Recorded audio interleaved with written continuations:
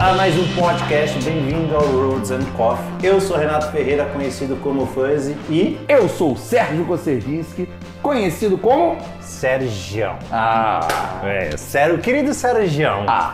Hoje nós temos uma convidada. Especial não. Não, Sergião. Mais do que especial. É a primeira convidada no podcast. Agora que eu me liguei. Que eu fui produção, aquele efeito de... Aquele negócio pop, né, que você explode e sai... Não, pop pra mim é aquela brincadeira que minha filha tem. Meu também, de pop. Anti-stress, tá ligado? Mas enfim, bota aquele efeito legal de primeira. Nossa primeira convidada. Que honra! Minha xará de apresentação. É? Porque vamos para o momento agora. Ixi, agora se prepara. Nós precisamos achar uma peruca pro Sérgio. Não vamos achar ainda. Ó, não fique vergonha. Estamos no momento. Certo. Mario, Gabi, Gabriela. É isso. Ela é atleta. Ela é engenheira. Ela é Master of Leather. Tá correto isso. Ela é detailer. E ela ainda consegue, nos tempos hábeis, comer pequi.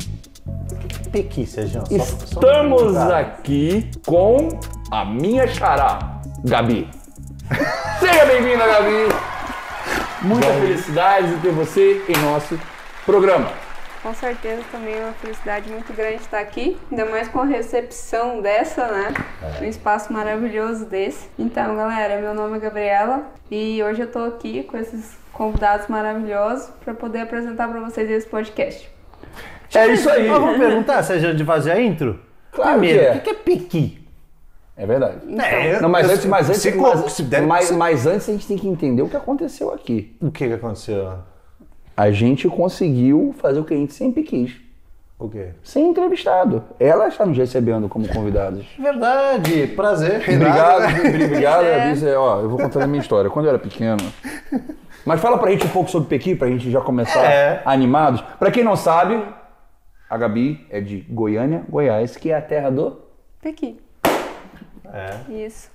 Então, o pequi é uma fruta, né? Do derivado do nome popular pequi mesmo, é uma árvore, certo? E ela é um fruto do nosso centro-oeste, do nosso cerrado. Então, assim, é uma região com essa característica de árvores de troncos retorcidos, né? É um fruto bastante gostoso que acho que a maioria das pessoas de primeiro gosto não vão gostar, mas é uma fruta muito enraizada e que eu adoro. Pequi tem gosto de quê? Pequi. Um gosto peculiar, único. Mas vocês entenderam a explicação técnica da Gabi? Troncos enraizados, isso tem história. Não é possível que uma pessoa sem uma mínima formação iria falar algo assim.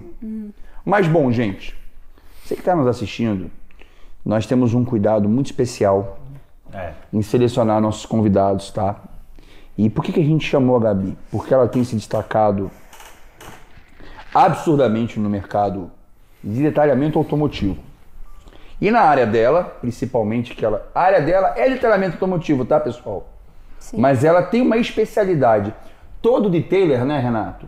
Tem aquela área do detail que ele fala, essa é minha área, essa é minha praia. Que a gente gosta bastante que a ali, gente que se quando sente... entra o serviço você fica... Ai, que coisa boa, esse que eu queria, é isso mesmo. Isso. E a área que a Gabi é especialista é a área do couro. Isso. Não só restauro também, mas toda a parte De cuidados. de cuidados, de proteções, Isso. enfim. E, bom, a gente convidou ela porque o tema desse podcast é um bate-papo com a rainha do couro. Hoje vai render, né? Vai render demais. Porque eu tenho muita curiosidade sobre restauros de couro. Então a gente vai entrar num assunto que não só eu, né? Bacana. Mas nós, detailers, a gente enfrenta bastante dificuldade, enfrenta bastante desafios de tratar, de fazer uma proteção. Sim. E até de identificar. E até uma área que não tem tanto conhecimento difundido, né? Não é uma área de fácil acesso. né? Tá. Então as pessoas realmente têm aquela dúvida e vai ser um papo bem legal. Vai. Mas antes, né, Sérgio, antes de entrar no papo, nós tínhamos que, né? A gente já tá tipo há 10 minutos já. Cadê a produção? Barulho de grilo. Já era pra ter começado. Bom, eu nunca decorei isso aqui. Aquela coreografia marota do programa. Mais uma vez, sejam todos bem-vindos ao programa Rose and Coffee. Show. Mas vamos lá, Gabi. Nós, antes de a gente entrar no assunto, vamos... Sim, o fluxograma. Fluxograma é... Fluxograma. Conhecendo a Gabi desde pequenininha. Então a gente queria entender quem é a Gabi, da onde você veio, sua formação, dá um overview. Suas raízes. Isso. Pra gente conseguir entender você e conseguir linkar e conseguir trazer uma conversa linkando alguns assuntos. E pra gerar um... Certo. Flow. A gente explica mais sobre flow. Você vai entender o nosso flow.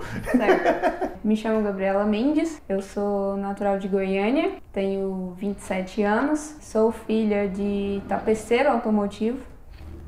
A minha mãe, ela iniciou na parte de confecção de roupas, então ela já foi costureira também.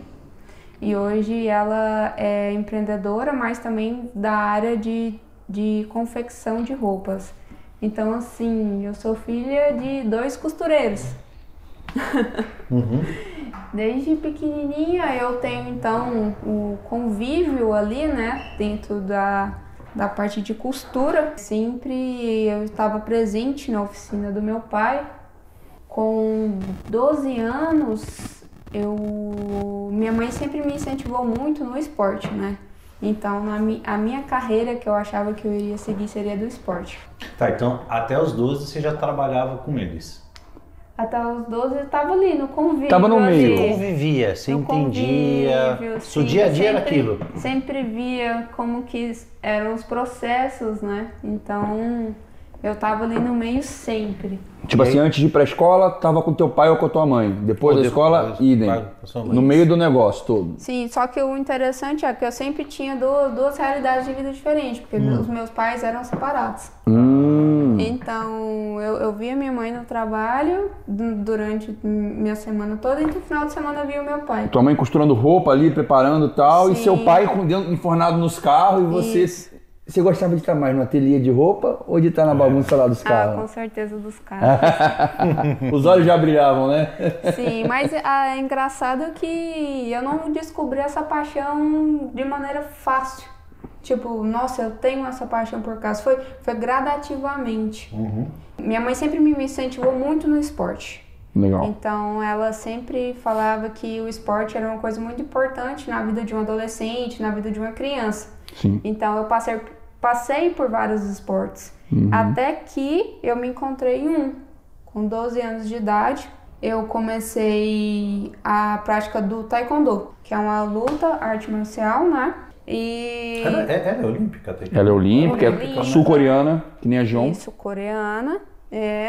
Casou. O Sérgio não perde um.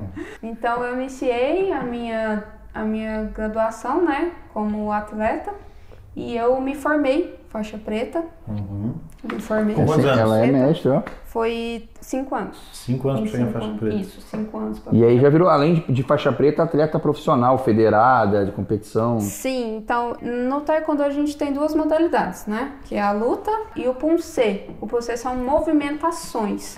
Uma movimentação sequenciada, definida por cada faixa. Então, é tipo o kata do karatê, só que no taekwondo. Isso mesmo. Eu sempre gostei muito da luta. Desde quando meu primeiro campeonato, eu lembro que eu competi com faixa amarela, que é a segunda faixa do taekwondo.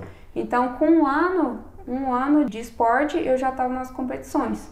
Nossa, é bem competitiva. Sim. Ariana. Então, assim, eu iniciei a minha carreira na luta. Foi uma paixão que eu tive. Então, eu fiz a luta por 14 anos. Eu permaneci na luta. Foram 14 anos de atleta? 14 anos que da de hora. atletismo. Então, eu achei que ali era o meu lugar e que eu faria daquilo a minha profissão. Até que realmente isso tornou uma profissão para mim, porque eu participava das competições em todo o Brasil e aquilo ali dava uma rentabilidade, porque tínhamos ajuda do governo e tudo mais para poder custear todo esse empenho, né? E você tinha uma rotina de treino? Você tinha que acordar um horário, fazer dieta, fazer os treinos, tudo direitinho. Sim. Por isso que você achou que aquilo seria a sua profissão, aquilo seria o seu... Era super regrado o negócio. Era, então você tem que ter uma disciplina quando você é atleta, né? Então tem o horário do treino, tem a questão da postura regular de quanto à alimentação, né? Então sempre antes das competições a gente tinha uma preparação muito grande. Isso sempre foi um regimento, né? A gente pode considerar que realmente isso era uma profissão além do financeiro, né? Claro, ser atleta é uma profissão. Sim, sim. Eu competia, já fui campeã brasileira, né? 3 vezes, na verdade, e duas da Copa do Brasil. Já fui em primeiro lugar do ranking nacional. Acabei encerrando minha carreira como atleta, devido a algumas lesões no joelho. Então, assim, pra mim, a minha realidade de chegar e ver que eu não dava conta mais de lutar foi um baque muito grande para mim. Quantos anos você teve que encerrar? Essa lesão? Com 22. Com 22. Foi um ano de fisioterapia intensa.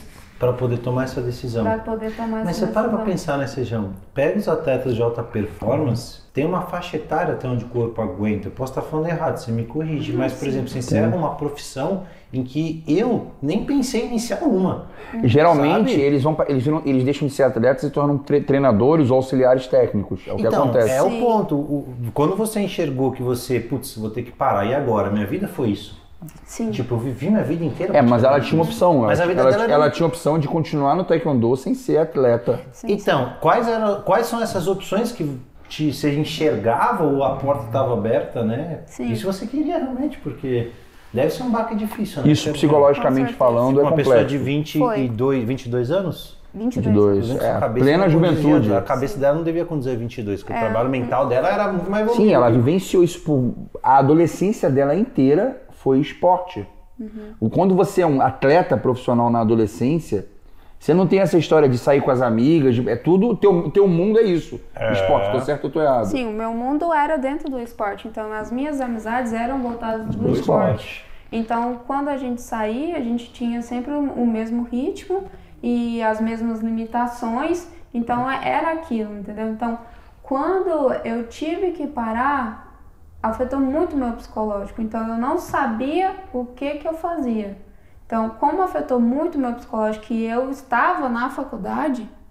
Com 22 anos você era aluna de graduação de engenharia florestal e atleta. E não existe uma curiosidade, um trabalho que vem sendo feito já para esse término, por exemplo, de profissão? Algum psicólogo dentro da equipe brasileira? Você chegou a ter alguma coisa? Você chegou a ter algum acompanhamento, né?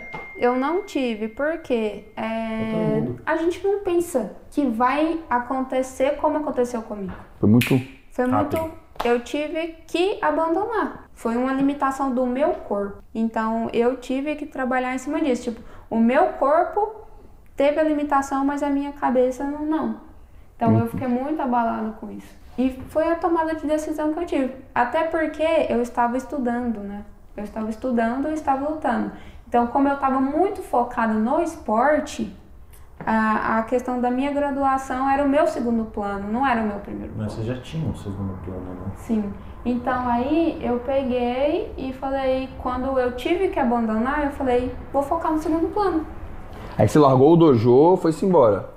Aí eu larguei e foquei na minha faculdade. Nem mais ir pra visitar, foi visitar, mas foi necessário para te preservar, de repente, mentalmente falando. Me afetava muito, né? Chegar aí, ver as pessoas e não poder fala, por que saber eu não tô lá? Mudar, entendi. Como é que você se blindou? Sim. Foi tipo uma defesa que você teve que criar, uma autodefesa. E aí você mudou teu mundo, você foi pro mundo universitário, Sim. que você já estava lá, mas você ia só para assistir a aula e ir embora. Agora você passou a ter outras realidades. Aí eu passei realmente a ter o foco 100% na minha graduação. Os seus pais, com esse lance de eles que falam, não, tem que fazer faculdade ou partiu de você? Porque você já estava consolidado dentro de um esporte, né? Eu acho que todo adolescente passa por essa cobrança, né? Porque os pais querem que o filho faça uma graduação. É verdade. E hoje você pode ver que na realidade de hoje em dia, essa cobrança já não é tão alta. Mudou muito. Sim, hoje as pessoas estão sabendo evoluir bem mais, às vezes, que sem a falta de uma graduação. Então, antes a cobrança era muito grande. Você tem que estudar, você tem que ter uma graduação para ser alguém na vida e ter uma profissão. E hoje já não é mais essa visão acirrada como era antes. Hoje estamos seguindo um modelo europeu. Na Europa, a faculdade é só... Você ser graduado é só mais uma opção. Curso técnico é outra opção. Curso profissionalizante é outra opção.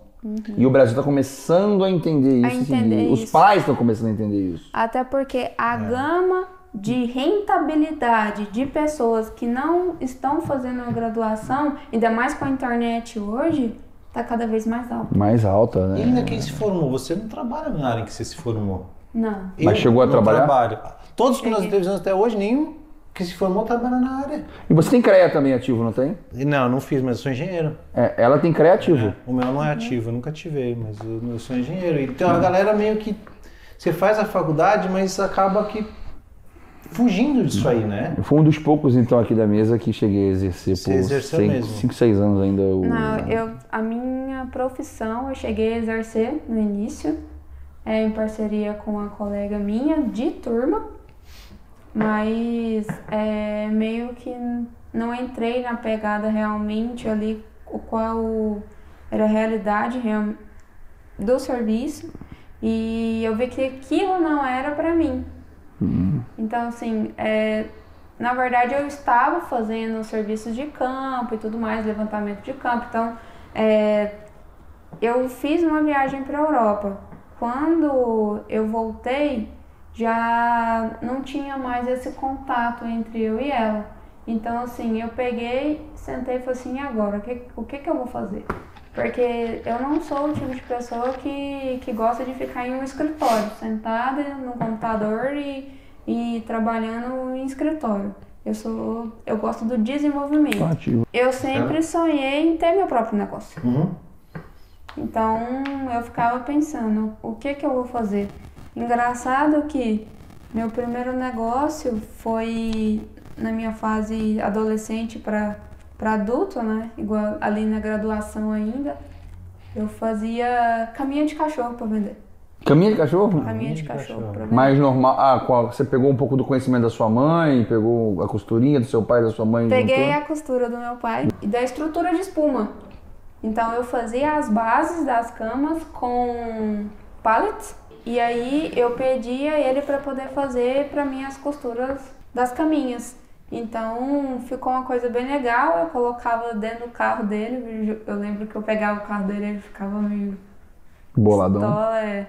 E aí eu ia naquelas, lá em Goiânia tem umas feirinhas, e lá nessas feirinhas tem um pessoal que fica com os cachorrinhos para venda e tudo mais. E aí eu peguei e levava essas caminhas para poder fazer a venda, né? Não conseguia? Não. Então, eu tentava. Mas foi uma tentativa legal, foi uma experiência. Então, sim, foi a minha primeira experiência com empreendedorismo. Legal. Então, tipo assim, foi muito engraçado, porque eu lembro que eu consegui vender 2, eu tinha feito 5, eu consegui vender 2.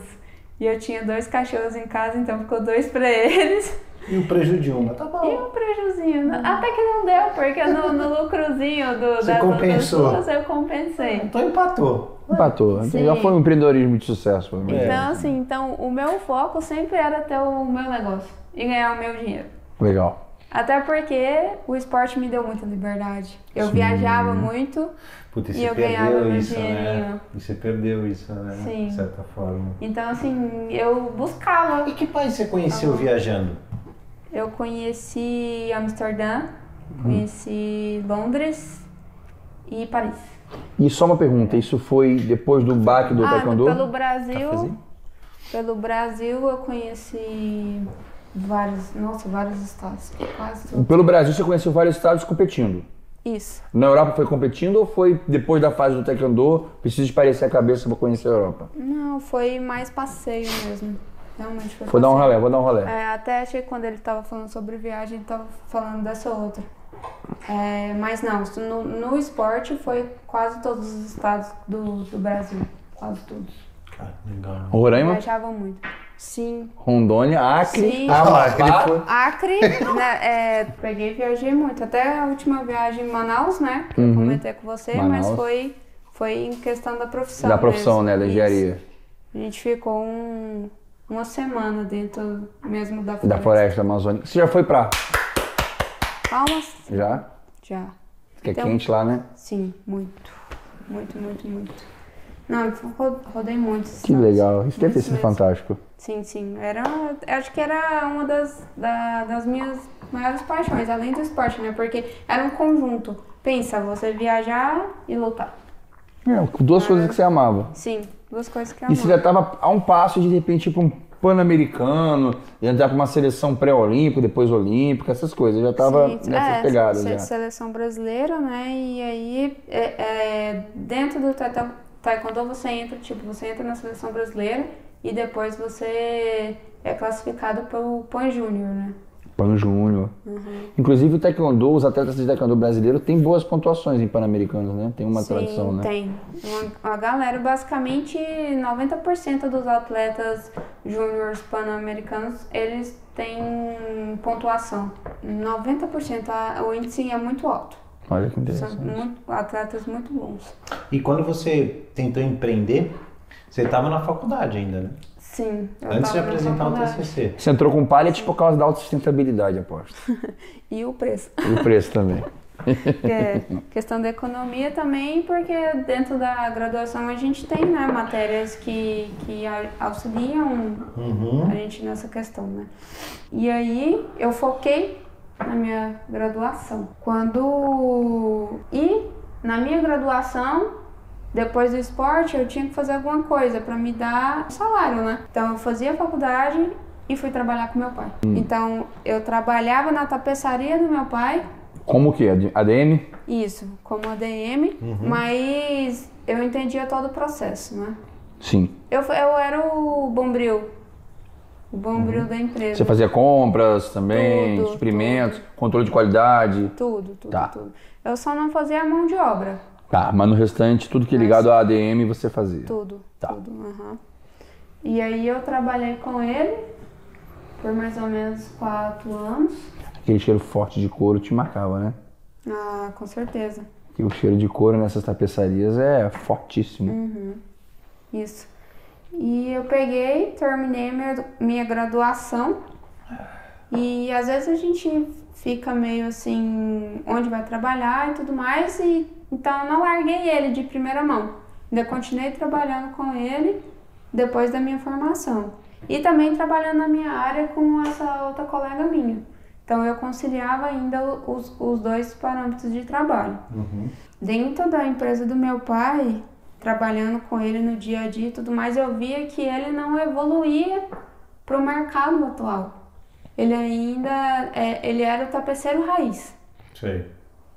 Só que os clientes iam lá para poder fazer a higienização dos bancos de couro. E quem fazia era eu, porque eu tinha interesse em fazer. Então, Só que até aí ainda não tinha caído a minha ficha de que eu iria entrar para essa área. Você acha que você nem conhecia detail nessa época? Não, nem conhecia. Não, nem sabia o que era, que tipo de produto usar. Totalmente perdida com a escovinha de sapateiro e o sabão em coco que ele me dava e um hidratante corporal para poder passar no banco. Você começou assim? Mega Roots, meu amigo. Assim. Teve um aluno meu que ele fazia exatamente esse formato, Johnson & Johnson e sabão de coco para limpar no começo e vendia com hidratação. Isso. E a gente vendia como a super higienização. Porque limpava, né? Sabão de coco limpa, né? Não, não faz consequências, mas limpa. Não vou fazer. Mais limpa. Mais limpa. Né, Sérgio? Fica opaco, né? Mas é o que eu falei, ele o conhecimento que ele tinha era esse. Era esse. Então foi esse o que foi me passado. Claro. Para você iniciar. Resultado. E dava resultado. E dava o resultado. Então, assim, eu achava o máximo. Eu pegava, fazia esses processos de higienização lá pra ele, o pessoal adorava e era isso aí. Até que um dia, quando eu estava trabalhando com ele, que eu vi que ele não estava atualizando ali no mercado, o concorrente dele estava trabalhando com pintura de couro. Eu falei assim, nossa, o que é isso? Me despertou o interesse, o que é isso que ele está usando? Aí fui começar a ver que era uma tinta e o cheiro era muito forte. Então, assim, era um cheiro que você passava, aquele cheiro te fala assim, nossa, o que é isso? E aí eu peguei, fui olhar um dia curiosa, fui olhar e vi que ele estava pintando o couro, mas não entendi o porquê. Por que ele está pintando o couro, sendo que tem um couro no mercado? Trocar, você diz. Por que ele não troca e por que ele está restaurando? Essa era a pergunta. Pra que pintar se já tem couro dessa cor? Ou troca de cor, você diz, troca de cor. Mas depois eu fui começar a fazer algumas análises e via que o meu pai muitas das vezes perdia alguns serviços porque ele falava que ou não tinha material no mercado que batia a mesma cor. Entendeu? Então, assim, ou então muitas vezes o cliente tinha que colocar um couro similar, uma faixa similar, porque não tinha, era o único material que tinha no mercado. Olha só. Então quer dizer que se eu rasgasse meu couro, às vezes eu tinha um azar de ir na reposição e não ter. Ou eu faço a bancada completa ou meio que ferrou. Sim, ou você vai ter que conviver com aquela mínima diferença. Sim, e é perceptível. É que nem a pintura automotiva. Sim, a gente sabe que tem muito pintor que às vezes não acerta a cor e dá aquela diferençazinha clássica. Esse meu interesse em saber qual era o processo do concorrente, eu comecei a pesquisar o que era esse produto, onde que eu poderia encontrar, só que era muito escasso, eu não conseguia informação quase nenhuma na internet. Até que um dia eu vi um anúncio, acho porque como a gente começa a pesquisar demais na internet, né, começa a vir os anúncios, né? Sim. De assuntos similares. Falando isso, eu tô com medo, porque eu tava falando um assunto com a minha mulher e o celular tava do lado, cara. E isso acontece direto. Aquela Sirizinha, né? Aí do nada ele começou a gravar e aquilo que a gente tava falando, o celular tipo bloqueado. Eu abri a internet e começou a aparecer um monte daquilo que a gente tava falando, cara. Se você começar a falar escrivaninha o tempo todo perto do celular... Vai aparecer só escrivaninha. Vai aparecer anúncio de escrivaninha. É totalmente normal. Mas é sinistro, cara. Pois aí eu peguei e comecei a mexer no Facebook, que na época o Facebook era alto. Era bombado. Mas isso há quantos anos atrás a gente tá falando? Vai, pra gente entender o funcionamento sobre restauro de couro em ordem cronológica. Uns 5 anos atrás? Você começou? Acredita que não, tem 2 anos e meio. Ó. E escasso de informação? 2 anos e meio. Atrás? Sim, tá, 2 anos e meio, é uma realidade recente. É, recentíssima. Recente. Então, eu peguei, mexendo no Facebook, saiu um anúncio pra mim de um curso de restauro de couro no Brasil. Eu falei, o quê? Quero fazer. E era em Brasília. Caramba. Em Brasília. Então eu pensei, falei assim, cara, eu tenho esse dinheirinho aqui. Meu pai sempre foi muito rígido na dele, então ele não me ajudou. Eu peguei e fiz por conta própria, né? Peguei, fui fazer o curso em Brasília. Fiquei em Brasília 3 dias e fui fazer esse curso. Lá eu conheci pessoas que me abriram a mente. Então eu fui para poder fazer o curso de restauro de couro, mas voltei com a mentalidade de que eu poderia expandir esse conhecimento. Foi quando eu conheci details. Só que eu nem sabia dessa profissão. Lá, e tudo que me falavam lá, eu ficava assim, nossa, o que é isso? Nossa, o que é isso? Nunca ouvi falar disso. Ah, porque composto, não sei o que, tal produto, não sei o que, máquina, eu ficava perdidinha, eu falei assim, nossa, tô me sentindo burra perto do Você foi fazer um curso de restauro de couro e a turma inteira era de tailor, menos você, era isso? Sim, sim. Porque o fluxo hoje... A professora também era de tailor também? Sim, ela era de tailor. Então todos eram de tailor e você não tinha ideia do que era ser de tailor, porque você veio da tapeçaria em busca de... mas ó, ela veio de um contrafluxo, né? Porque o fluxo natural hoje é um detailer agregar dentro da sua empresa. É o fluxo natural, só que ela veio da origem do restauro. Um negócio mais profundo. Mais profundo. É difícil pessoas... Só que ela ficou perdida um pouco com os bate-papos. O dela foi o inverso, entendeu? Nego falando de politriz, só que ela deve saber até o nome da linha de costura do couro e ninguém não sabe. Tem também essa questão, né? O engraçado foi que quando eu cheguei a conhecer esse pessoal, eu ainda não tinha interesse em fazer polimento. Eu virei e falei assim, eu não quero polimento. Eu quero saber fazer uma boa higienização interna. Porque o que eu fazia era a hidratação, higienização de banco de couro e tudo mais. Então eu queria saber fazer o interno. Eu não queria saber fazer polimento. Então eu fui atrás disso. E restaurar também, né? Que aí o curso foi pra te ensinar a restaurar. Sim, foi do restauro, sim. Então eu fui atrás disso. Depois de um tempo, depois que eu fiz o curso de restauro de couro, eu fiquei na minha cabeça de querer saber mais sobre o que era ser um detailing, né? E só que deixei passar ali um tempinho.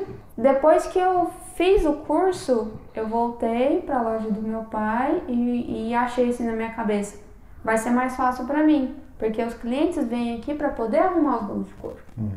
Então, quando ele não faz o serviço, eu vou entrar e eu vou pegar o serviço.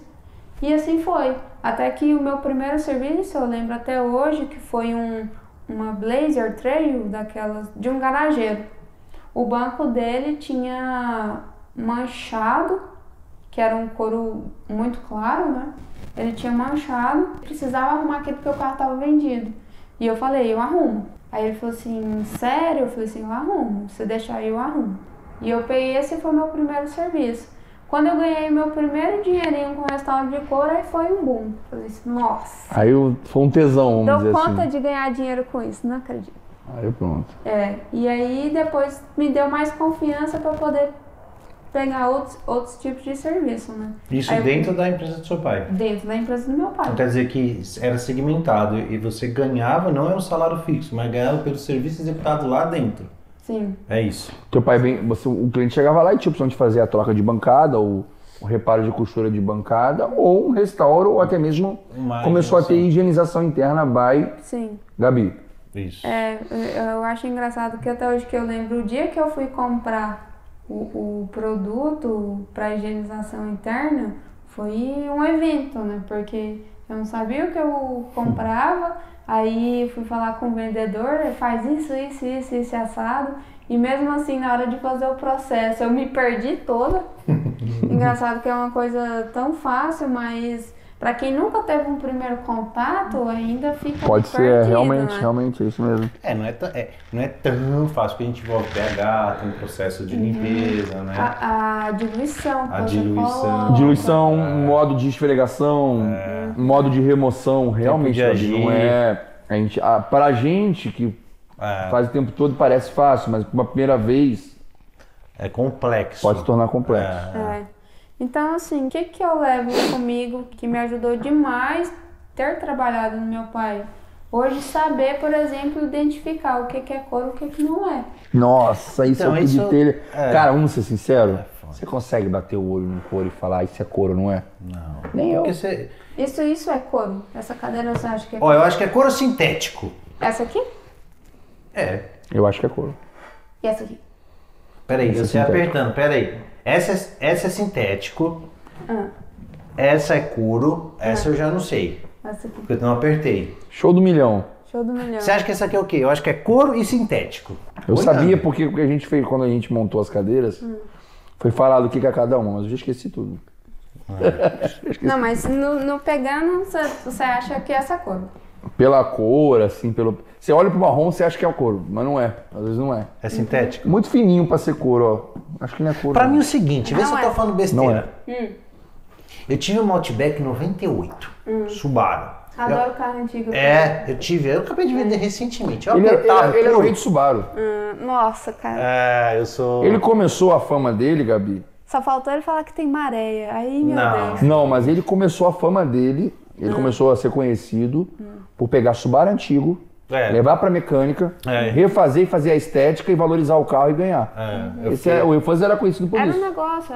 É um negócio. Por que o nome é Fuzzy? Por causa de um carro da Subaru. Sabia que existe um Subaru que chama Fuzzy? Aí ele botou Chama Fuzzy Killer, é uma Forester XT Turbo. Aí o nome veio da Forester Fuzzy, foi quando eu tinha ela. E ela também curte pra caramba. Assunto gera aqui. Lasanheira que é grama, viu? Aí tinha esse Subaru, aí eu apertava aquele couro, o bagulho enrugava assim, sabe aquele negócio que já tava tudo duro, enrugado, assim, você apertava assim, nem conseguia apertar. Então pra mim aquilo é couro. Aí eu pego os mais novos, com algo mais lisinho que não enruga, é couro sintético. Certo. Tô errado ou não tô? Não. Mais ou menos, vai. Você quase acertou. Tirou metade. 7. Eu passava. Tirou 5. Tirou 5? Caraca. Não, na verdade, ele tirou 7, que esse aqui ele acertou. Isso aqui é sintético. Isso é sintético? Esse é couro, esse é couro. Só temos um sintético aqui. Então. Como é que você sabe, só de olhar? Nossa, ela olhou muito rápido e Não, pois é, cara. Na verdade, pelo toque, eu sei. Pelo cheiro, que tá muito característico. Cheiro? Tá. E olha que eu passei, olha, foi passado o Leather Shield nessa cadeira, viu? Tá muito característico, é novinho, né? Novaço. E defeito. Olha o defeito aqui do vendo, couro. Isso vendo. aqui é uma marcação que foi feita no boi, ó. Olha. Ah, no boi? É no boi. Essa risca aí, essa risca é um defeito da pele. Isso. Do boi. Do boi. Isso aí é uma cicatriz de vida ou foi feito por alguém? Foi em vida. Em vida? Tipo, ele se arranhou uma cicatriz. Sim, geralmente o pessoal de fazenda faz marcação lá no gado. Vivendo e aprendendo com Rose and Coffee. Já voltamos. Mas você falou da marca aí, mas tem uma coisa que me deixa. A marca é feita em cima de uma pele. Então, couro original, sei lá se é couro original, se não tem essa nomenclatura, a gente entende como uma pele de um ser vivo. Sim. Tô errado? E Não. foi marcado Super certo. alguma cicatriz ali. Sim. E não saiu. Como se a gente se cortasse e ficasse uma cicatriz na gente. Certo. Tá? Qual que é a diferença então? Porque couro sintético para mim é um couro fabricado. Não é um couro natural. Né? Na verdade, a gente usa a nomenclatura correta seria laminado sintético. Não couro sintético é errado. O pessoal vende Como couro sintético? como sintético, couro... Mas, por exemplo, o Corvine já não é couro sintético. É o couro do vinil, de vinil, que é sintético, mas não é o couro sintético. Na verdade, o corvinho é um laminado sintético. Então, um tipo desses. Tem vários tipos de laminado sintético, entre eles está o Corvine, é isso ou não? Na verdade, a gente fala a nomenclatura popular, corvinho. Ou sintético. Ou E sintético. couro de vinil, o vinil está presente no laminado sintético, é isso? Sim, sim. É por isso, entendi, tá. Sim. E ainda existe Tudo o dentro do ecológico, que é sintético. feito de plantas. Couro ecológico. Couro ecológico. Couro ecológico. Não é a mesma coisa, já é feito de plantas, já é de uma outra substância, não é isso? Ou não, também é a mesma coisa. Eu vi uma história uma que o couro sintetização, que né? tem um couro feito com extrato de planta. Mas em carro isso também tem? Não sei se em carro, mas, Mas eu já vi- existe no mercado. Existe um couro ecológico feito de planta. Sim. Eu vi um documentário sobre isso. O pessoal, cada dia mais essa tecnologia vai sendo cada dia mais avançada, né? Mas esse do couro Vegetal, né? Vegetal Couro. eu não... Mas é uma sobre isso. tendência também, né? Daqui a pouco, né? Eu acho que a tendência é sair o couro, porque é mais caro, né? O couro. Mas, por exemplo, aproveitando isso tudo, os carros muito antigos tinham couro de verdade. Sim. Os novos não tem, mas existem alguns modelos de super luxo que tem, ou ali Não, os Bom. novos também tem mescla de couro. Bom. Essa foi uma pegada muito boa de vocês. Porque hoje o mercado engana vocês. Ó, Oh, meu Deus do céu, mais uma. eu fui traído e não sabia. Já chega do verniz. É. Super duro, depois macio, extra macio, super macio. Agora é couro também. A paranoia aumentou, agora vamos falar de couro, vamos embora. Hoje, assim, o couro é um material caro. Eu concordo. Claro, concordo. Sim. Aham. E visto como algo de luxo. Sim. Claro. Correto. As montadoras estão cada vez mais reduzindo seus custos. Isso é óbvio. Certo? Certo. O que estão fazendo? Colocando 70% do couro em sintético e 30% em couro. Acredite, isso é a realidade. Mas como é que é esse 70 com 30? É uma mistureba e punf ou... É uma mistureba. Ô, louco. Saída... São lâminas assim? Tipo... Não. Por exemplo, isso são- aqui pode ser 70 e 30 ou não? É um pedaço Não, é tipo, a saída do carro é em couro, onde você cinta para o seu lado direito é em sintético. Olha só. Louco. E aí a textura do sintético imita muito É a mesma, não tem diferença, é a mesma gravação. Olha só. Então a gente pode entender que isso aí talvez seja uma transição para algo só sintético, será que não é? Ou não sei. Me diz uma coisa, o manual... Sim, pode ser, mas meio que acostumar o cliente nessa transição. Essa informação ela é fornecida pela montadora ou a gente descobre com conhecimento técnico? Esse que é o X da questão, porque o cliente sai da concessionária acreditando que ele tem um banco de couro. Cara. É difícil alguém saber, é sintético assim, né? Nossa, e existe algum carro que consegue ter um percentual maior em couro, até 100% couro ainda hoje fabricado? Existem alguns modelos? Tem carros que saem 100% tipo com Ferrari. de conta. Bentley, sei 100%. lá, mas deve ser tipo Bentley, né? Porsche. 100%? Não. É Porsche? Porsche é sintético? Não, eu imaginei que não. Não, porque os bancos traseiros você pode selecionar se você quer em couro ou sintético. Você tem o Porsche você monta todo ele. Você vai customiza. montar. A Ferrari eu sei que o couro tem uma puta de uma tradição, até os acessórios que vêm junto. Sim, Ferrari é 100% couro. Lamborghini também? Lamborghini também. Então os supers tendem a ser de couro. Ser de couro. Os premiums já nem todos. Nem todos. Land Rover 100%. 100%? Bancos. Land Rover. Couro? Para você que não sabe, Land Rover é couro. Eu acho que o couro... Uma pergunta importante. O couro original, couro, ele é mais resistente que o sintético ou não tem nada a ver? Sim, ele é mais resistente. Então, Land Rover tem a ver com porrada, com agressão, com fazendeiro, com pai. Eu acho que o couro entra nela por causa disso. O estilo do carro, você O couro, ele é mais resistente em questão de contato, de atrito. E agora em questão química já não. Já não? Já não. Então, por exemplo, para manchas químicas como acidez corporal, protetor solar, essas coisas, o sintético aguenta mais porrada. 100%.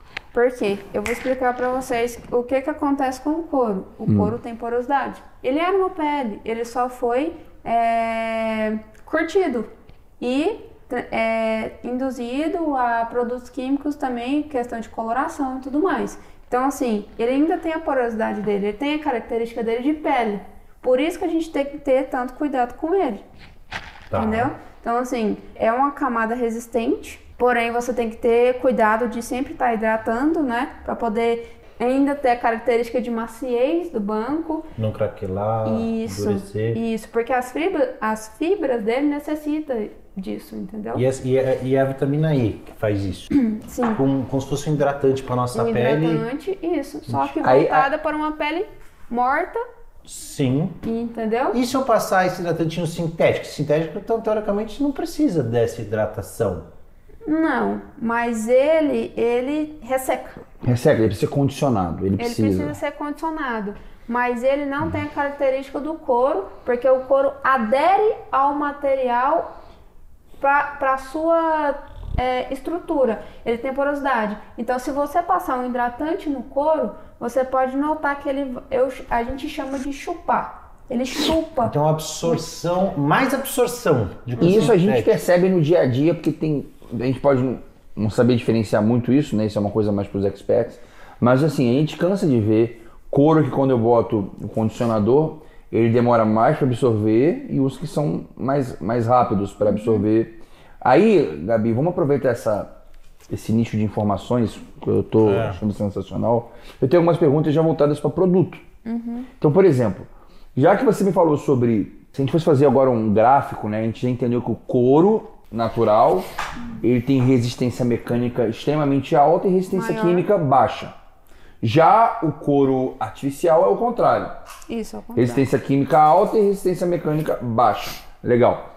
A gente ouve muito no meio do detail, assim, também as fábricas, quando me treinaram, passaram muito essa informação, que não é recomendado usar APC em couro.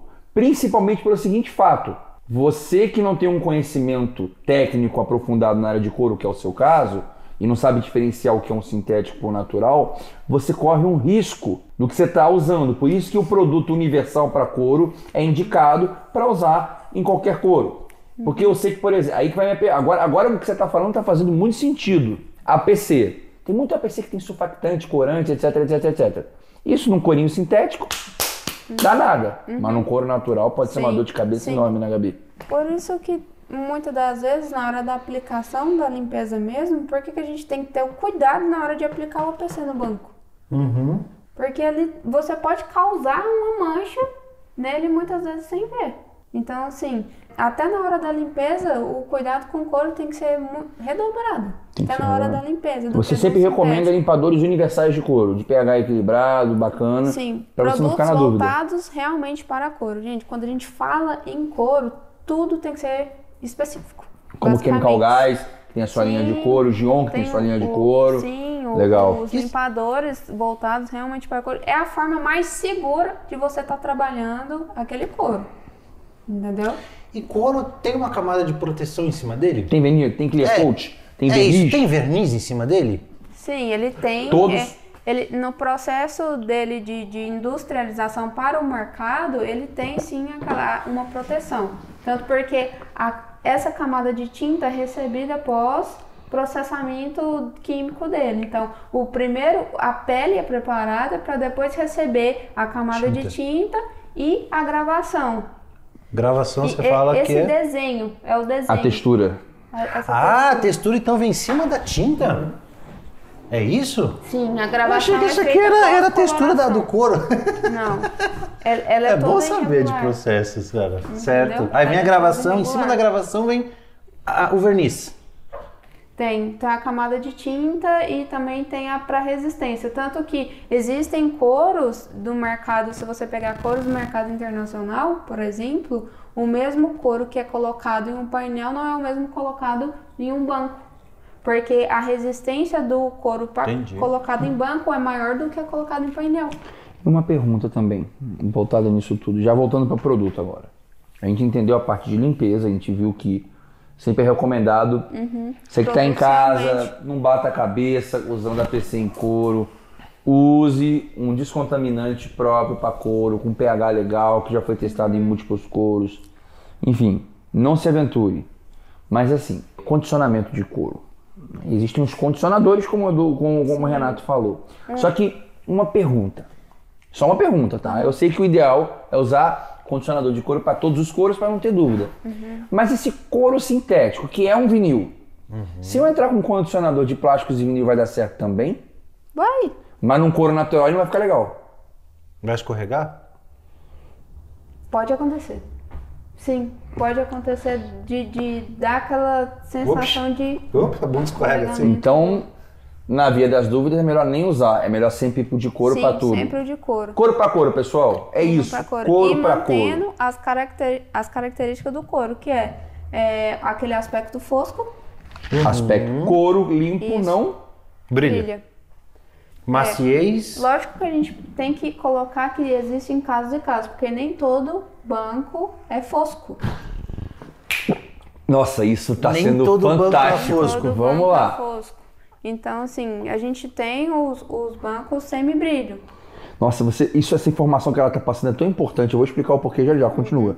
Então, assim, muitas das vezes o mercado colocou regras de que couro que brilha é couro sujo. Não.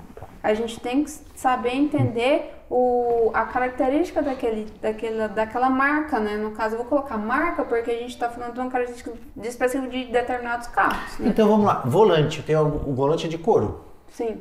Aquela parte brilha mais, tem uns que brilham. Você está falando daquilo, por exemplo, aquele é um tipo que brilha mais. E aí... É isso? Os volantes já é um caso à parte, porque volante geralmente é só fosco.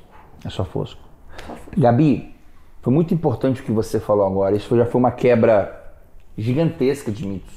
Mas o que eu queria te falar, que essa informação que você falou que tem couro que é o semibrilho, isso vai para muitos profissionais. Vocês precisam entender isso. Porque às vezes o cara compra... Vou dar dois exemplos. O cara compra um descontaminante de couro da Chemical Guys, que é considerado um dos melhores do mundo, e me liga e fala: não achei bom. Ficou brilho. Aí eu pergunto por quê?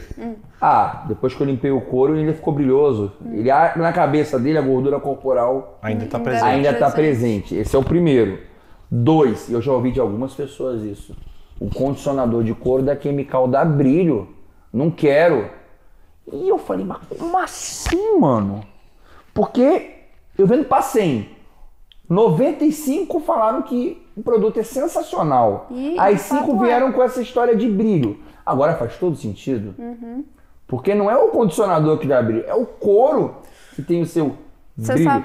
Você sabe qual é a forma mais correta de você trabalhar a higienização do banco de couro e saber realmente se foi feito o processo de higienização? Como? Uma microfibra branca. Branca e o seu APC. Então, assim, e sempre realmente ter uma microfibra úmida para poder remover qualquer tipo de resíduo que ficar lá depois do processo. Quando ela fala o seu APC, gente, ela tá falando APC voltado para couro. Contaminante. Então, quando você usa uma microfibra branca, você tem controle total do seu processo de limpeza. Porque você vai ver o que você está retirando daquilo. Anota com caneta. Não, mas o importante... Importância de você usar um produto voltado realmente para limpeza de couro, igual o cadê ele? Cadê? Que eu não consigo me levantar, que eu estou cheio de fios, mas tá aqui. Tá aqui. O Leather Cleaning, por exemplo, com total segurança, por conta da coloração do banco de couro. É a primeira característica que é afetada no banco de couro, é a coloração. Você fazer a retirada da coloração dele. E isso que você está falando é um alerta muito importante para você profissional, tá? Ou até para o robista também. Gabi, olha o crime e o risco que muitos profissionais estão fazendo. Eles compram um produto, pegam um couro brilhoso, não usam esse teu método do pano branco, e aí eles vão lá e começam a escovar. Aí passa um pano de qualquer cor, tá brilhando ainda, escova. Sabe? E o cara vai agredindo o couro de uma forma... Daqui a pouco sai a tinta do negócio. Tá arrebentando o couro. Porque quanto mais... Não é nem a questão só do produto. Porque quanto mais ele vê que não tá limpando, mais força ele coloca a escova vai sendo... Até a crina de cavalo que é mais suave, né? Eu ia até falar um pouco com você sobre escova de crina de cavalo, já vamos falar sobre isso. Até ela pode se tornar agressiva dependendo da pressão. Claro. E esponja, melamina, já viu? Melanina, sim. E aí? Mitos e verdades. Melamina é uma lixa. 80% dos detailees que usam melamina. Não. 80% dos detailees que não estão no segmento premium, mas que querem fazer essa transição, quando a gente conversa sobre o que você tá... Quando a gente quer vender uma escova de crina de cavalo, o cara fala, não preciso. Eu tenho a minha escovinha, eu tenho a minha escovinha de melamina. E aí? Tá. Vamos colocar agora vai dar o que falar, na realidade em si. Gente, melanina é uma agressão imensa para um banco de couro. Absurda. Porque você, além da abrasividade da própria esponja, você está usando um APC junto. Tá potencializando. Você está potencializando. É meter uma lixa 800 na pintura. É tipo isso. Não vou falar que eu nunca usei. Já usei. Eu também já usei. Quem nunca... Já errei. Meu primeiro curso de detailer me ensinaram com melamina. Acho que vai ficar vermelho agora, viu? Ficou com raiva. Não, mas é verdade. Quem nunca errou já? Mas você pode usar melanina nesse banco. O quê? No sintético? Pode. Sem medo? Sem medo. Mas se não tem uma mesma proteção com couro normal, eu não arrancaria a mesma proteção? Não. Ele na melanina você pode usar. Ele é tipo agora, um PU, couro sintético? Ele é tipo uma coisa única? Ou ele também é dividido em camadas? Do processo de fabricação eu não entendo muito da questão. Mas você sabe que pode entrar com agressão nele? Eu sei que pode entrar com a melanina, pode. Caramba. Tanto que os painéis do carro, que também são revestidos de sintético, pode ser limpos com melanina. Mas na dúvida é melhor não... É lógico. Usar. Vai, né? E outra coisa... Quem não tem a habilidade não arrisca. Tem Jaguar. Eu tô lá fazendo Jaguar. E eu vejo que aquele Jaguar tem um cheiro que só ele tem. Eu posso limpar, posso fazer o que quiser. O bagulho sai no cheiro do couro que é dele. BMW. Porque cada carro tem seu cheiro. Esse cheiro tá dentro do couro, como é que é? Porque você limpa o bagulho, não volta aquele cheiro, por mais velho que esteja aquele cheiro. É o produto químico do tratamento do couro, é o couro em si. Que é aquilo? Boa pergunta. Porque, cara, cada carro tem o seu cheiro, Vocês que estão nos assistindo já perceberam isso. Lógico. Eu já percebi que às vezes não tá muito aliada à questão do couro também. Eu acho que a questão da estrutura, de como é a formação dos plásticos, muitas das vezes os responsáveis também são os carpetes. Ah, carpete tem um cheiro forte, mas o plástico tem um cheiro. Sabe qual plástico tem cheiro forte? É o plástico de embrulhar. Aquele plástico transparente que é colocado na entrega, que você quando pega o carro, tá cobrindo. Aquele plástico tem um cheiro fortíssimo. Você sabe um carro que tem um cheiro fortíssimo do couro? Não. Porsche. E tem a ver com lifestyle? É uma coisa proposital esse cheiro de couro? Pode ser, hein?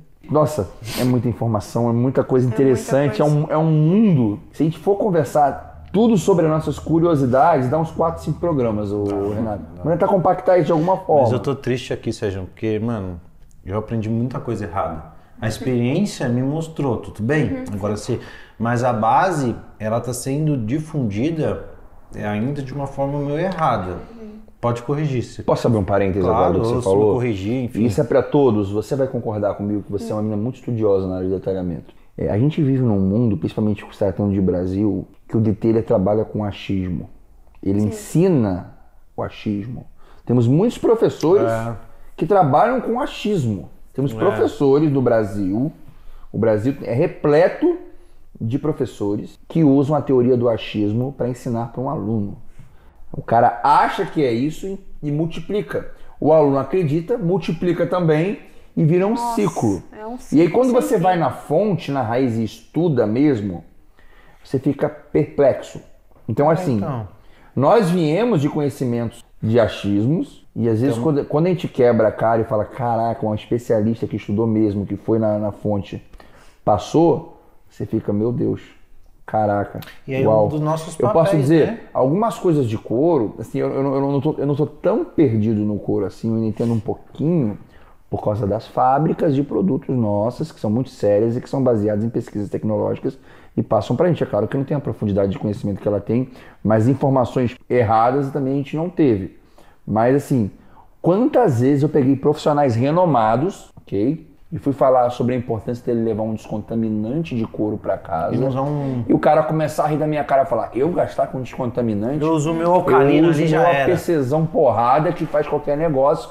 E tipo assim, com uma propriedade assim, E a gente viu o quanto isso é sério. Sim, mas aí entra o caso que, quando a gente está fazendo um processo de correção de pintura, a gente vê a cagada que a gente está fazendo. Verdade, é muito na hora. Quando a gente vai fazer uma higienização no banco de couro, a gente não vê na hora. Isso que é o problema. É o problema residual que vai entrando em contato com questões climáticas e contaminações externas. Sim. Isso vai piorando. Eu recebi um cliente pouco tempo atrás com o banco do New Beetle. Ele pediu para eu fazer um restauro de couro no banco dele. Quando eu estava com o banco, eu notei que já havia feito um restauro de couro naquele banco. Então, quando eu tirei aquela primeira camada de material que estava presente nele, eu vi o quanto aquele banco estava degradado. As fibras dele estavam todas rachadas. Abertas, tipo craqueladona assim. Todas e muitas vezes essas fibras são ocasionadas por produtos químicos que secaram os resíduos e podem ter... E eu só vi porque eu arranquei a primeira camada de tinta presente naquele banco. Foi necessário para esse tipo de identificação. Sim. Tá. Então, assim... Esse que é o problema, a gente não vê o quanto está agredindo o banco de couro naquele exato momento. Então, isso que é o ponto. Nossa, tô de cara. Processos errados. E o que mais prejudica é o ácido úrico? O suor. O suor é o pior nível. Eu falei errado, ácido, corrige. Não, é que eu quis popularizar. É mais fácil popularizar. A presença de ácido úrico nas nossas mãos é mínimo. Então, assim, qual é o problema do suor? A quantidade de bactéria que você transmite para aquela superfície e você está induzindo ainda mais o processo de colonização das bactérias. Que aí gera enzimas, e aí as enzimas são agressivas. Elas precisam de umidade para poder fazer o processo. Tô dando alimento para ela e falo, vai! Isso, entendeu? Então é essa que é a causa realmente. Muitas das vezes a pessoa coloca, é o ácido úrico das mãos, não sei o que. Não, gente. São as bactérias e a questão da umidificação que você transmite que... Perdi tudo errado, velho. Calma, não fica triste. Eu vou chorar, a gente tá aqui sendo resgatado pela Gabi, pela rainha do couro. E a gente tá entendendo mais as coisas. Gabi, Cara, que lição. Gabi, eu tô muito feliz com essa. Nossa, tô. Tanto que qual que é a parte de maior contaminação dentro de um carro? O volante e a manopla. Porque é onde tem mais contato. Isso. Legal, isso aqui é fantástico. A gente agora tá entendendo mais. Às vezes você entrar, tem um produto da Gion chamado Interior Cleaner. Ele não é um descontaminante, ele é um produto para solução de limpeza que ele pode ser usado em couro, alcântara, enfim. E o grande barato dele é o quê? Propriedades antimicrobianas. Ele consegue eliminar um percentual altíssimo de micro-organismos nocivos, inclusive comprovado pela própria KTR, enfim. Então a gente vê que esse tipo de produto, se não tiver, sei lá, muito solvente, não for muito agressivo, é bem interessante pro couro. Sim, com certeza. Nossa, além do mais que é a maior zona de contaminação. Se você tiver um produto desse que você consegue eliminar isso pro seu cliente, é sensacional. Gente, isso é tudo que eu precisava ouvir. Outra coisa, já que a gente está entrando em perigos, vou falar de um outro perigo. A gente ouve 250 milhões de teorias sobre calça jeans. Mas vamos ouvir agora, vamos recortar os achismos e vamos à fonte, à raiz. Calça jeans versus couro.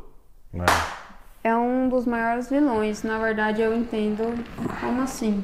Porque ainda mais os couros de coloração clara são terríveis.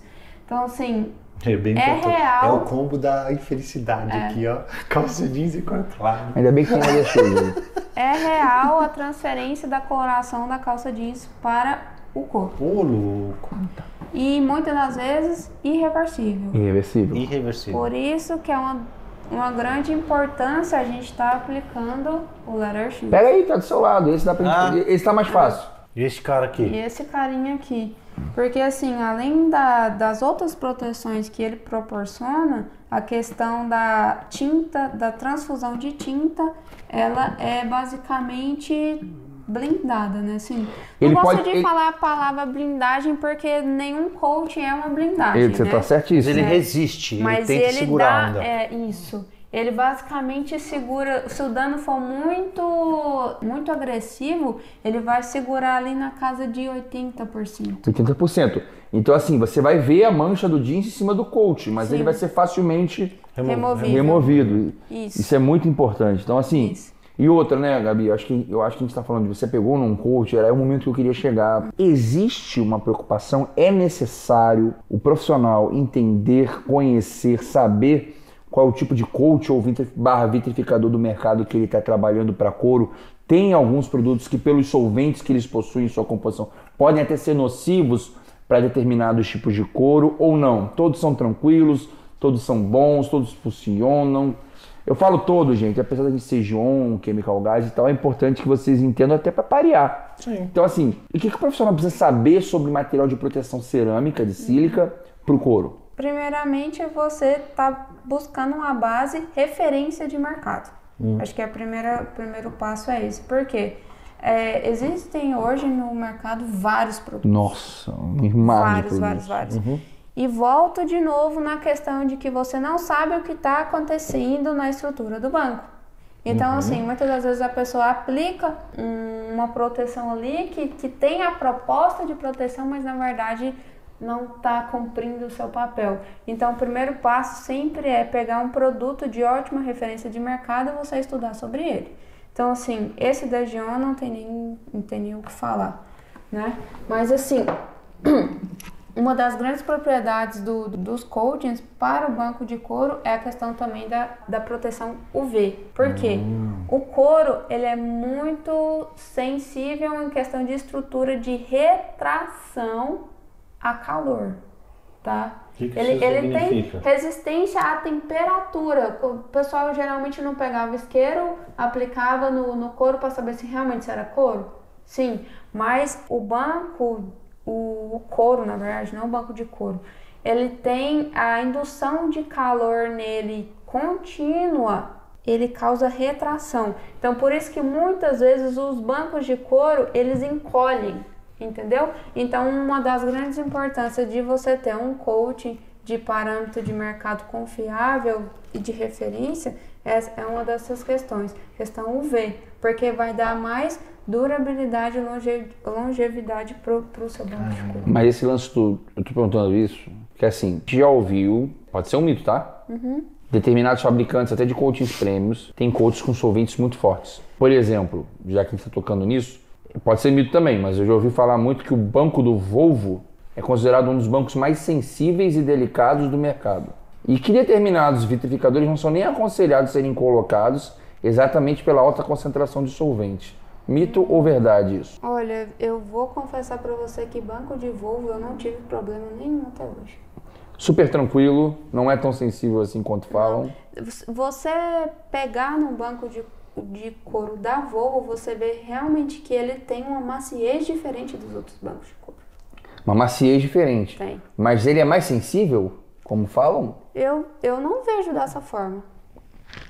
Sim, você diz tipo um banco de um Jetta. Não, a galera fala, cara, banco de Volvo é problema, banco de Volvo... De banco de Jetta também, pra mim é problema. Eu acho que... Peraí. Sim. Eu vou um pouco pra cultura do achismo agora. Vai. O pessoal fala meio, não é mal, né? Fala que às vezes é um problema, por quê? Porque acho que 95% dos carros da Volvo são claros. É mais pela cor do banco em si do que por qualquer outra coisa. Sim, pode ser até também por questão da estrutura, porque ele é um banco mais acolchoado. Não só é agredido o couro, mas a estrutura da espuma. Então, por ser um banco mais acolchoado, às vezes a estrutura do banco pode ter sido agredida e não o couro. Sim, mas essa questão, eu tô te falando isso porque, tá, vamos lá, não vou falar marca em respeito a todas as marcas do mercado. Mas existia um coach de uma marca premium que dizia que ele mesmo pedia. Não aconselhado a aplicar em bancos de Volvo. A marca falava? Ela aconselhava isso. Entendi. E eu sempre quis entender o porquê. Por quê? Aí, assim, no achismo, né? Deve ser o solvente, deve ser agressivo, deve ser um banco mais sensível, enfim. Mas a gente já tá quebrando paradigmas aqui em alta escala. E esse da G1, ele pode ser aplicado em couro restaurado também? Pode, eu super aplico. É? Sim. E Quantas horas após a restauração você pode fazer o que você quiser? 3 horas, não é isso? 5 horas? Eu costumo aplicar no outro dia, né? Eu gosto de dar esse tempinho de cura para ele. E restaurou, é ideal fazer esse combo da proteção. Com certeza. Mas a restauração, eu já peguei carros que eu posso estar falando uma besteira. Aí era restaurada, quando eu passei uma PC, até o próprio PC da Quimical, ele desbotou. Porque eu entendi que não tinha verniz. Eu estou errado? Não que a PC seja forte, mas ao meu ponto de ver, aquele couro não tinha uma proteção, só tinta. Pintou e deixou. Eu acho que existe restauros e restauros. Então, isso que eu falo. Essa restauração correta é tinta, proteção? Como é que é feito isso? Na verdade... Porque tinha massa também naquele restauração. Todas têm, né? Um pouquinho de massa. Então, essa restauração, como é que é? Cabe a qualidade do material, porque ele tem que ser flexível, correto? Claro, todo couro assim como a proteção é flexível. Isso, tem que ser flexível. Então, assim, em questão da qualidade da tinta, vai pegar também... Qualidade. Como foi feito o preparo do banco de couro também. Isso conta muito, que às vezes a higienização não foi feita de forma correta, nem a descontaminação. E aí meio que não grudou a tinta. Sim, meio, então mas assim, tá meio solta. Não tem como a gente colocar aquele parâmetro do que foi realmente o que sucedeu a esse tipo de situação. Pode ser vários fatores. Não tem como a gente descobrir. Que a gente enfrenta muito em carro, principalmente carro de revenda. Acontece já. A gente tem no processo de restauro, a parte de pintura e a parte de finalização. O que é a parte de finalização? As tintas não possuem sua composição à base de ser, a característica de ser foscas, entendeu? Então assim, a gente aplica após pintura o verniz. O que é o verniz? É o que vai dar a característica fosca para aquele restauro. Então assim, não é que ele é de resistência mecânica, não é para isso igual a pintura de um carro. Ele realmente vai dar a característica de fosco pro banco, entendeu? Então assim, por isso que eu sempre gosto de estar aplicando uma proteção pós o verniz no restauro de couro. Então eu espero um tempinho ali de cura e depois aplico o Leather Shield. E como que a gente consegue identificar se um banco é restaurado de uma forma fácil? Eu olho as costuras, eu aperto para ver se tem massa. Existe alguma coisa? Eu acho que costura não entra, né? A costura já é para tapeçaria, não é isso? Não, porque o cara pode pintar em cima da Eles pintura. pintam em cima. Eles pintam em cima, assim, ó. Ah, é azul aqui, não é? Tá. Em cima fica tudo preto. Tá. Aí os buraquinhos da costura ficam meio que tampados. Mas uma pergunta. Quando você é um bom restaurador, você consegue enganar opticamente as pessoas? Enganar que eu digo assim, consegue passar despercebido que o couro foi restaurado ou não? Mesmo o melhor... Sim. Consegue, né? Consegue? Aí, ó. Muitas das vezes restauros que eu já fiz a pessoa fala assim, uai, como assim? Você mexeu aqui? Tipo aqui na lateralzinha, assim, você nem percebia. Então essas restaurações que a gente mais grotescas é mais fácil identificar. Né? Eu digo mais grotesco, o cara pintou o fio do negocinho aqui, da costura. Ou a mudança de textura, cara. Ou a mudança de textura. Você é muito louco, você tá... Depende do bagulho liso. capaz de numa peça aqui, você ter 3 texturas diferentes, 2. Às vezes, dependendo de como a pessoa fez o restauro, às vezes no toque você consegue saber também. Mas é mais difícil. Não falo que qualquer pessoa consegue. Acho que eu aconselho sempre fazer um setupzinho. Eu falo de setupzinho. Dá um setupzinho, ver como é que tá a finalização, se é original ou não, antes de entrar com qualquer tipo de APC ou qualquer tipo de produto, né, específico. Sim, né? Gente, vamos quebrar o nome APC. APC não, descontaminante de couro, leather cleaner. Vamos trazer isso para nossa vida. Vou trabalhar com couro, vou usar produtos para couro. Apesar de APC ser uma solução multiuso, quando a gente vai pegar o nome APC, vem de All Purpose Cleaner, um limpador para todo tipo de sujeira, não para todos os tipos de superfície. A gente tem que prestar bem atenção nisso para não sair fazendo o que a gente pensa que é para fazer. O brasileiro ele botou o nome multiuso e falou, é para tudo, mas não é bem assim. É verdade. Então couro é muito delicado, a Gabi acabou de pontuar várias questões importantes. Vamos trabalhar com coisa certa. O verdadeiro detail é você ter produtos específicos para cada superfície e saber utilizá-lo da melhor forma. Sim, ainda mais assim, gente, toda vez que vocês forem trabalhar com couro, tudo é específico, tanto para o restauro. Não se aplica produtos de linha automotiva, de pintura automotiva em bancos, não se aplica. Cada produto tem a sua característica, o couro precisa ter as características dele e não, por exemplo, de uma pintura de um carro, igual várias vezes já ouvi pessoas falarem que usaram tintas automotivas. Eu ia perguntar isso agora, continua. Em bancos de couro. Não sei perguntar isso agora. Não tem a mesma elasticidade, não tem as mesmas propriedades, então não usem. É uma atrocidade que fazem, como você falou, situações de tinta automotiva em banco de couro. A gente ouve isso não só no couro, né? Na área automotiva, os caras gostam de dar migué.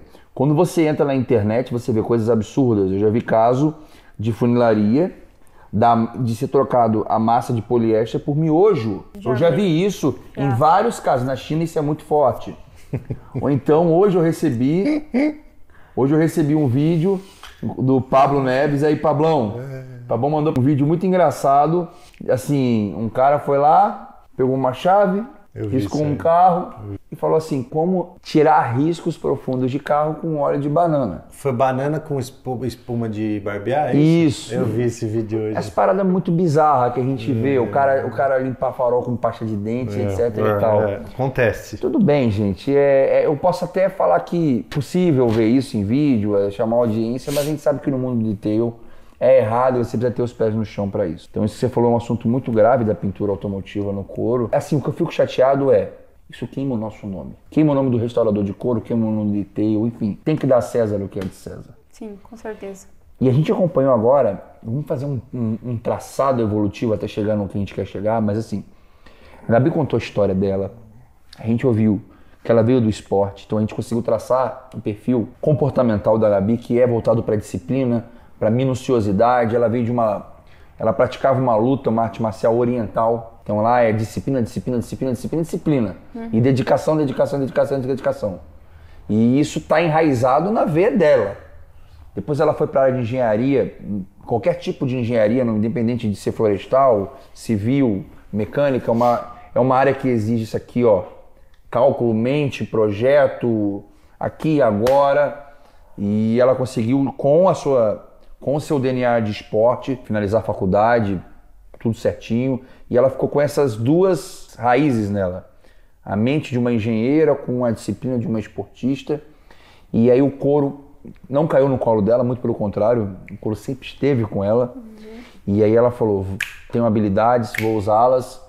E como tem usado, porque assim, aqui no detail, às vezes o cara quer estufar o peito. Ó, a gente ouve muito isso no mundo do detalhamento. Eu tenho 10 anos disso. Eu tenho 17 anos disso, meu irmão. O que mais tem? Você tem 10, 17, 20, você fez o quê? Esquece isso. Tira o meu chapéu para quem tem 1 ou 2 anos e tá voando muito mais do que quem tem 10 ou 17. E a Gabi, com 2 anos e meio, mostrou para que veio pro detail. E eu tô falando detail, a gente falou só de couro até agora, que é uma parte do detail, mas a Gabi não é apenas restauradora de couro. Isso é mais é a especialidade dela, é onde ela tem mais tesão, né? Onde ela mais curte a parada, mas a Gabi é uma exímia, uma sensacional polidora, lixadora, aplicadora de coach, enfim. Gabi tem um estúdio, uma empresa de estética automotiva, no qual o nome é Storm Car Design. Storm Car Design, ela é sócia do Eduardo, o famoso Ed Postes. Em breve conosco no nosso podcast, que é professor da DT Elite Academy, do curso de Hammerdown, e adivinha quem dá aula com ele? Ó, Gabi. Tenho esse prazer, né, Sergião? Porque o Edu, ele é um rapaz que veio para mostrar o potencial dele no mercado, né?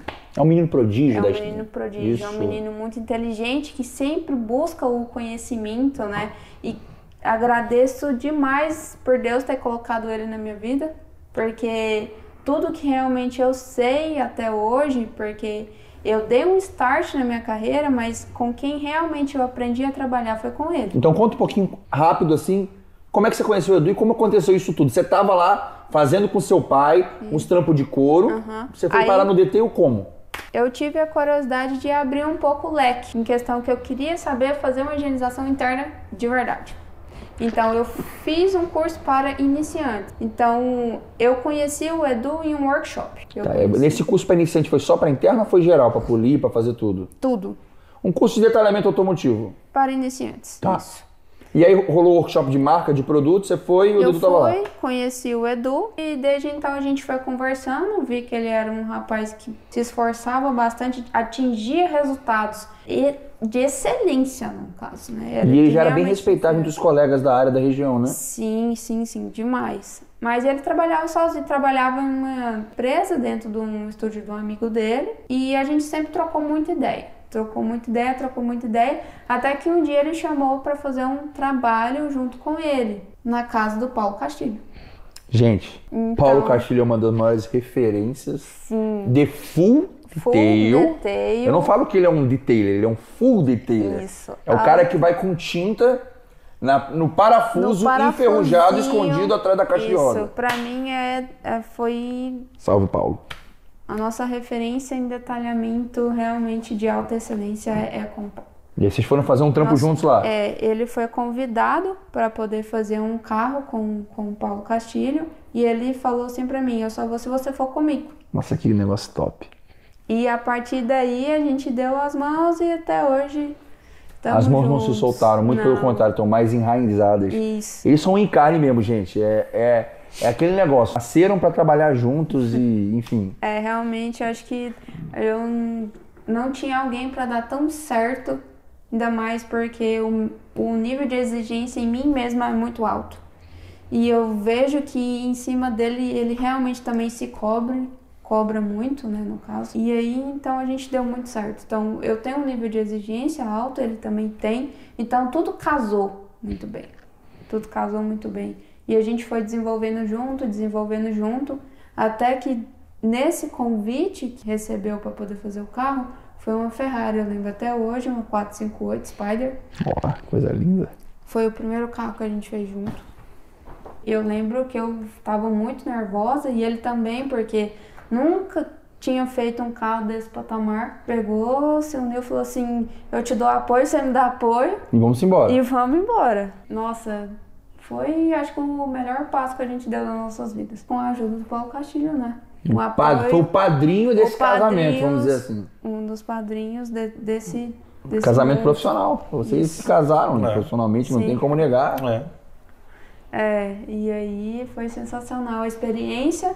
E a busca por cada dia melhorar e realmente a gente deu certo. E eu peguei e fiz um convite para ele. Falei para ele, assim, Edu, eu tenho a Storm Car Design, você quer fazer parte dela?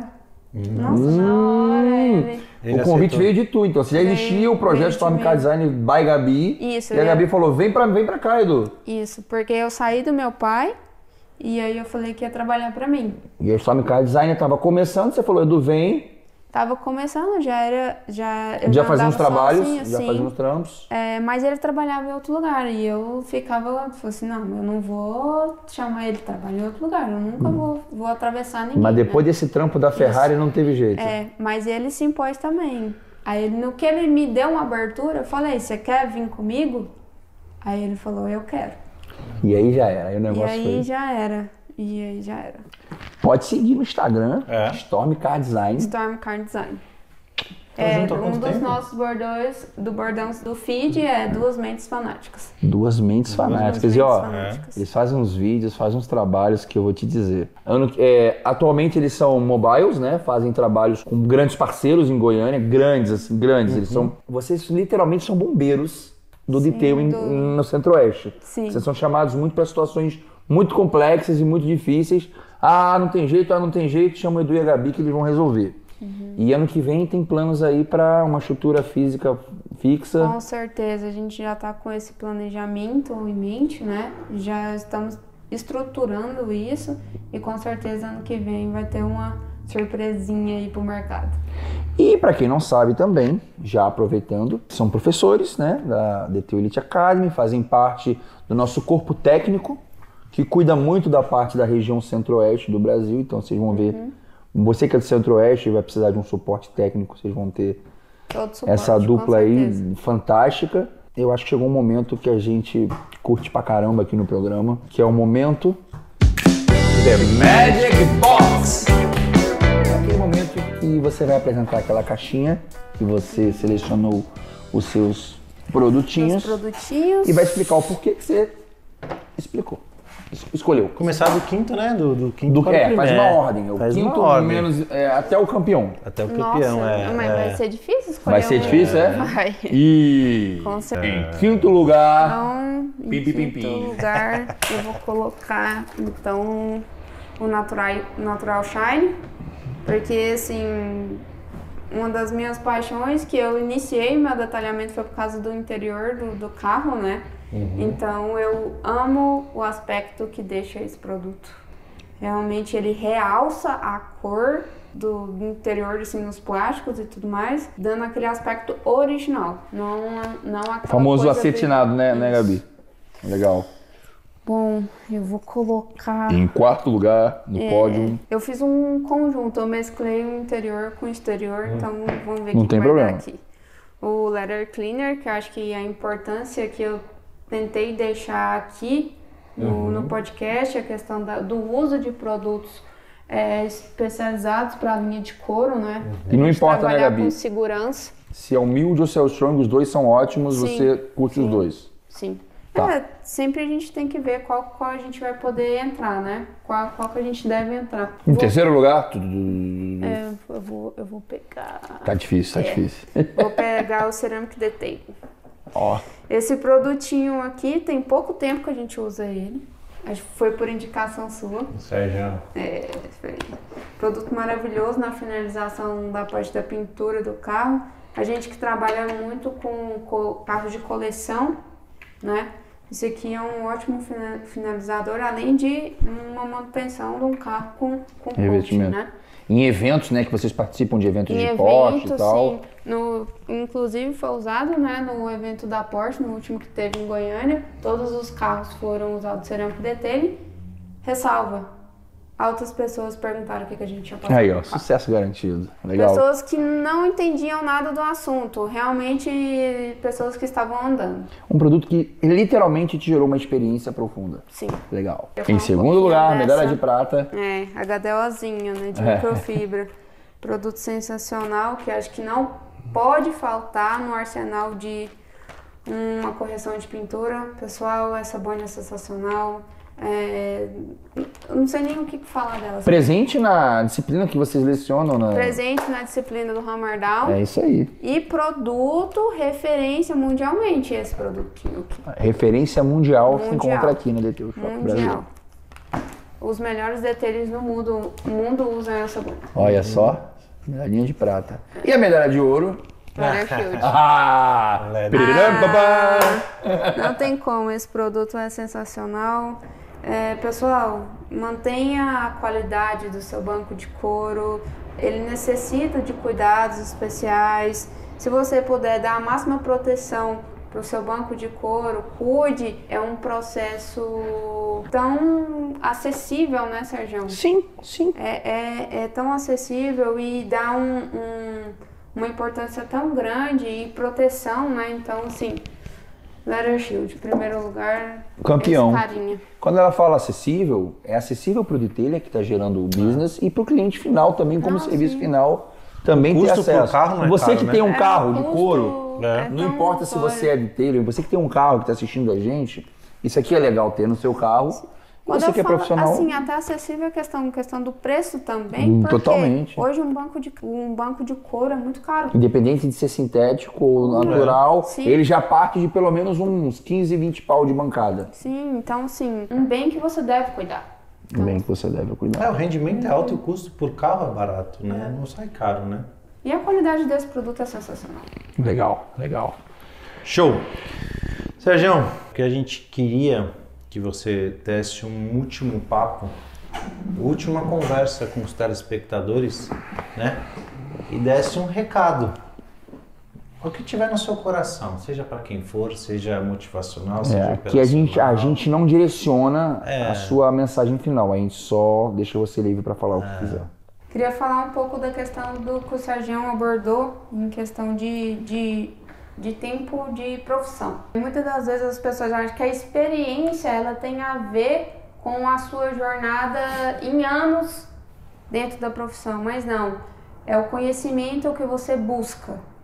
Então assim, eu tenho 2 anos e meio, né, dentro da área de detalhamento automotivo, aprendi muito, quebrei muito cabeça, mas esteja sempre antenado, esteja sempre buscando conhecimento. Todo mundo é capaz de atingir resultados excelentes.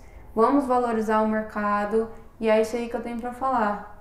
É correr atrás de conhecimento, se informar bem, fazer processos corretos e é isso aí. Gabi, eu só quero te falar uma coisa, te agradecer pela aula, né? Em nome da DTU Shop, em meu nome, não vou falar em nome do Renato porque eu tenho certeza que ele vai falar alguma coisa também, mas em nome do programa Roads & Coffee, porque foi enriquecedor esse bate-papo. Eu aprendi coisa pra caramba e você tá ajudando muita gente agora nesse programa, você pode ter certeza disso. Eu preciso fazer isso, eu preciso. Toda rainha tem seus súditos e o tema da conversa é um bate-papo com a rainha do couro, então... Que isso, Sérgio. Rainha, muitíssimo obrigado. Seu súdito está aqui, agradecendo por tudo que você nos passou. Nossa, eu que agradeço pelo carinho de sempre, né, Sérgio? Vocês abraçaram muito. Eu e o Edu, vou falar em conjunto, porque realmente foi um abraço duplo. Então, assim, agradeço todo o carinho. O pessoal sempre recepcionando a gente muito bem. Parabenizar pela estrutura que é a DTU Shop, não vou falar Gion, mas a DTU Shop no Brasil, o que ela está levando aos seus consumidores, realmente são marcas, referências mundiais. Pessoal, não estou puxando sardinha, mas realmente são marcas que detalhes do mundo inteiro usam. Então, assim, agradecer realmente por tudo e continue fazendo o trabalho que vocês estão fazendo aí por aí. Obrigado, minha querida, obrigado. Eu queria te agradecer, principalmente pela aula que você deu, porque eu acho que é uma informação. Eu tentei passar como se fosse um cara mais leigo no assunto. Então eu tentei abordar uma visão de alguém que tinha dificuldade, ou tem dificuldade, sabe, sobre esse tema. E eu sofri com isso, e eu já falei pro Sérgio, eu tenho 12 certificados, né? E facilmente, 100% dos certificados eu aprendi de uma forma errada. Eu acho que nós, assim como você, tem um papel de disseminar isso de uma forma correta. Então, agradecer o convite e agradecer essa aula que eu recebi com o Sérgio, que as pessoas receberam, tá? Obrigado pela informação. Obrigado. Aquele brinde final. A gente vai fazer assim, ó, Roads and Coffee Puff, ok? Então, o brinde do Roads and Coffee. Roads and Coffee! Aê! Valeu!